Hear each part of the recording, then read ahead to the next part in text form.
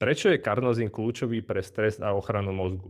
Pretože stres je úplne všade v súčasnosti. Je to vlastne každodenný stav a problém nie je len to, že sa cítime pod tlakom. Problém je, že čo stres robí s našim mozgom.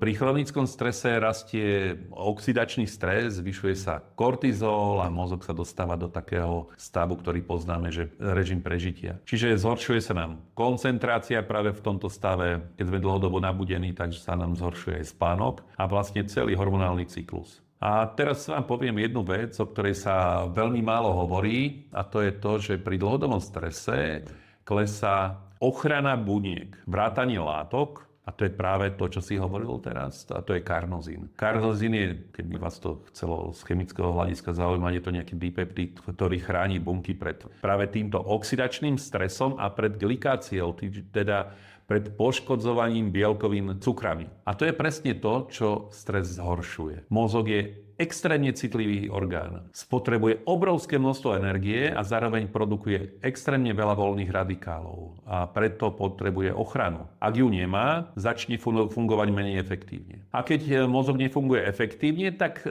to si neuvedomujete, nefunguje efektívne ani zvyšok tela. Mozog riadí hormóny, nervový systém, reakciu na stres. Je to centrálny riadiaci orgán. Staráme sa o srdce, o cievy, o pečeň, o obličky. A o mozog kto? Keď je ale mozog preťažený a nechránený, celý systém sa postupne rozladí. A teraz jedna taká zaujímavá vec. Viete, že mozog nevie rozlíšiť, či vás naháňa Leo, alebo či máte len 200 e-mailov, alebo nejaký finančný stres, ale jeho reakcia je veľmi podobná. A ak tento stres trvá veľmi dlho, mozog alebo telo sa nedostane do regenerácie.